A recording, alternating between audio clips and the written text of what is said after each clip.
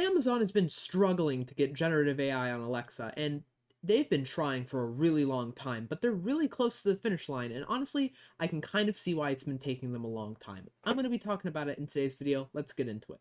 Okay, so we're going to start off with this article by the Financial Times. Amazon races to transplant Alexa's brain with generative AI. And by that, they've been trying this for the past 2 years.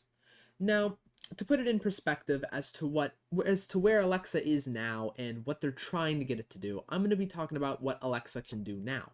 I own an Alexa, I use it a lot, but its functionality to a degree is limited. It's only really able to control smart home devices like lights and doorbells, maybe your TV. It's able to set alarms, it can do lists for you, the things you would expect from Google Assistant and Siri. So basically, by today's standards anyways, and the reason I say today's standards is back then, this was a godsend, this was incredible, this was like the future. But by today's standards with things like ChatGPT, Claude, Google Gemini, it's not as much. And even then, things like Apple Intelligence, which is Apple's new version of Siri, is able to interface with things like ChatGPT and provide more well thought out, well-rounded answers to your questions. It's a little more conversational. And OpenAI themselves have even released a voice model where you can talk to ChatGPT. You can even call ChatGPT. There is a 1-800-ChatGPT number that exists.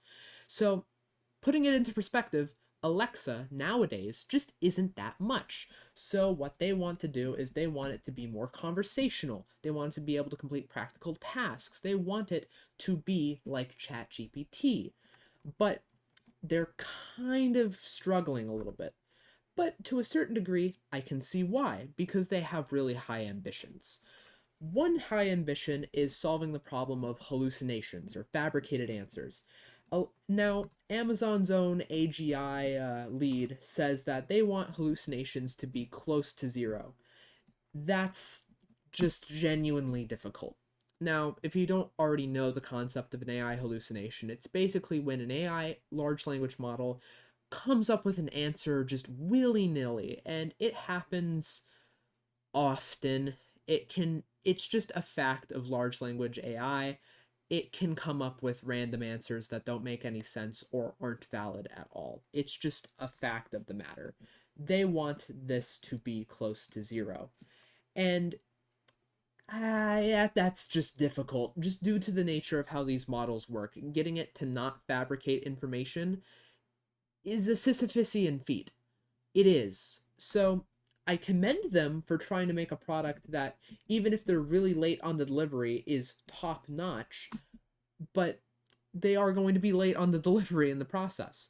So they're trying, and I can commend them for it, but wow, they are taking some time on it.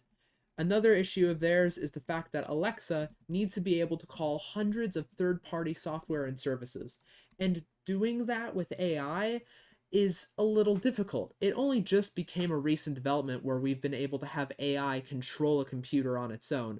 Namely, Claude was able to create a piece of software that allows the Claude large language model to perform actions on an actual computer for the user. That only was just a recent development, like 4, maybe 5 months ago. So keep that in mind. AI is just, large language model AI anyways, is just now starting to be able to handle those third-party services. Now, try doing that with hundreds. You can see where the problem lays. It's a complicated task, especially considering how big the Alexa AI services market is.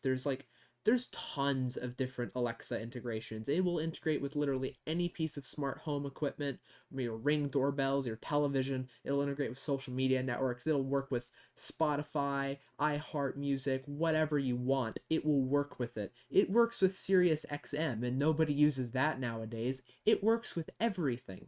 So try getting an entirely new concept, an entirely new platform built from the ground up to sustain these already existing integrations that you can't touch, because otherwise, if all the companies are going to have to redo their integrations, that's going to take forever, and some companies probably just won't do it.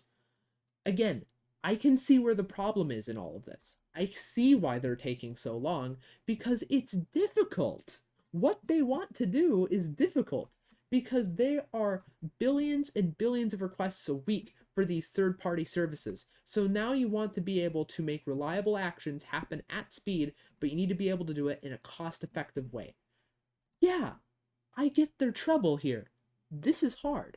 Now, admittedly, they are a little closer to the finish line. Here's why.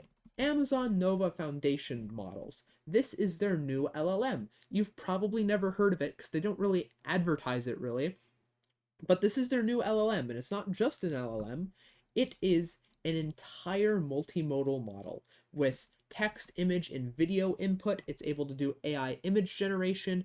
It can do lots and lots of stuff. It is top notch. And you've probably never heard of this because they barely even talk about it. But this thing genuinely is top notch in what it can do. So as the theory goes anyways, and this is speculation because there's no real context behind it, because obviously they're not going to just willy-nilly say, hey, we're going to integrate this in. They're not going to let their secrets out in public, but chances are it's probably going to use those models that they just made. And by it I mean Alexa. Alexa is probably going to be using these models that Amazon has been cooking up and nobody's known about it. It's probably going to be using them. So this is what they're currently up to. And it certainly is interesting. And critics are wondering if they're even going to be able to get this done.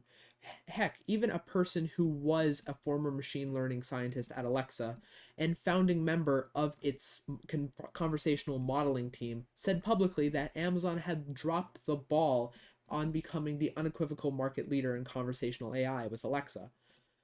But even if they drop the ball by not being at first place, I can kind of see where they're coming from by this strategy. They want to make their product way better than what's available by fine tuning it to be the best possible experience, or at least that's what it looks like to me. They are trying to make it an A tier experience, and if that means they have to be last place, then so be it. They want it to be good. I can kind of see where they're coming from by this strategy. So, it certainly is interesting. Let me know what you guys think in the comments down below. Like, comment, subscribe. If you want to learn more, you can watch, well, if you want to watch more anyways, you can watch the videos over here. And yeah, take care you guys. Stay safe out there. Have a good day.